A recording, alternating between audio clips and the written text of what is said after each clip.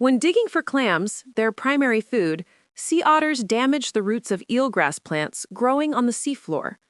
Near Vancouver Island in Canada, the otter population is large and well established, yet the eelgrass meadows are healthier than those found elsewhere off Canada's coast. To explain this, conservation scientist Erin Foster and colleagues compared the Vancouver Island meadows to meadows where otters are absent or were reintroduced only recently. Finding that the Vancouver Island meadows have a more diverse gene pool than the others do, Foster hypothesized that damage to eelgrass roots increases the plant's rate of sexual reproduction. This, in turn, boosts genetic diversity, which benefits the meadow's health overall. Which finding, if true, would most directly undermine Foster's hypothesis? A. At some sites in the study, eelgrass meadows are found near otter populations that are small and have only recently been reintroduced. B. At several sites not included in the study, there are large, well-established sea otter populations, but no eelgrass meadows. C.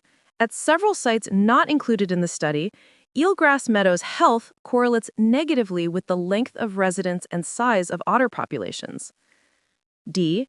At some sites in the study, the health of plants unrelated to eelgrass correlates negatively with the length of residence and size of otter populations.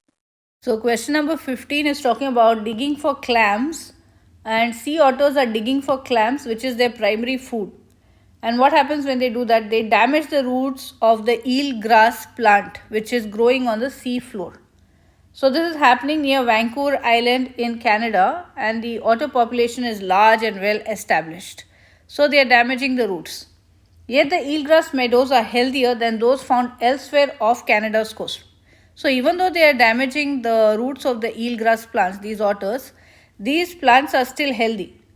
And now to explain this phenomena, conservation scientist Erin Foster and colleagues, they are comparing the Vancouver Island meadows to meadows where otters are absent or were reintroduced only recently. So they want to find out if there is any difference with these otters are present, and when they are not present, what happens. So finding that the Vancouver Island meadows have a more diverse gene pool than the others do. So what has Foster hypothesized? He has hypothesized that damage to eelgrass roots actually increases the plant's rate of reproduction, and this in turn boosts genetic diversity. So this in fact benefits the meadow's health overall. So this is what he is hypothesizing. Now the question is, which finding, if true, would most directly undermine the Foster's hypothesis? So we don't want that one which supports the hypothesis. This is found true. From these answer choices, it should undermine the Foster's hypothesis. That answer we have to find. So if you said C, well done. Choice C is the best answer because it presents a finding that, if true, would weaken Foster's hypothesis. The damage to eelgrass roots improves the health of eelgrass meadows by boosting genetic diversity. The text indicates that sea otters damage eelgrass roots, but that eelgrass meadows near Vancouver Island, where there is a large otter population, are comparatively healthy. When Foster and her colleagues compared the Vancouver Island eelgrass meadows to those that don't have established otter populations, the researchers found that the Vancouver Island meadows are more genetically diverse than the other meadows are.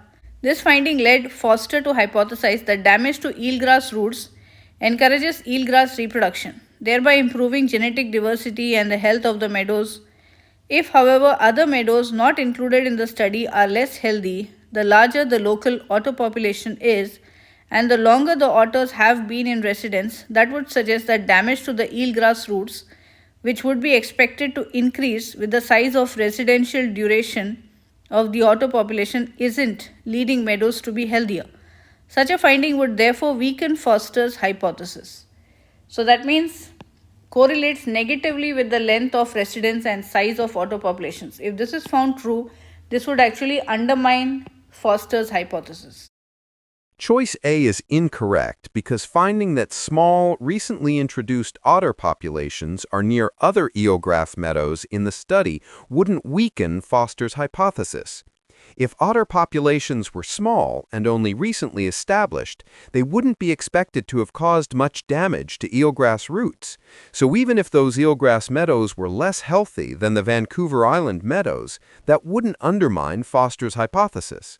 In fact, it would be consistent with Foster's hypothesis, since it would suggest that the greater damage caused by larger, more established otter populations is associated with healthier meadows.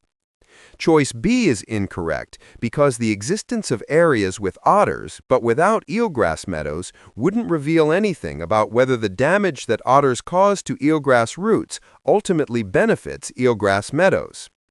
Choice D is incorrect because the health of plants other than eelgrass would have no bearing on Foster's hypothesis that damage to eelgrass roots leads to greater genetic diversity and meadow health.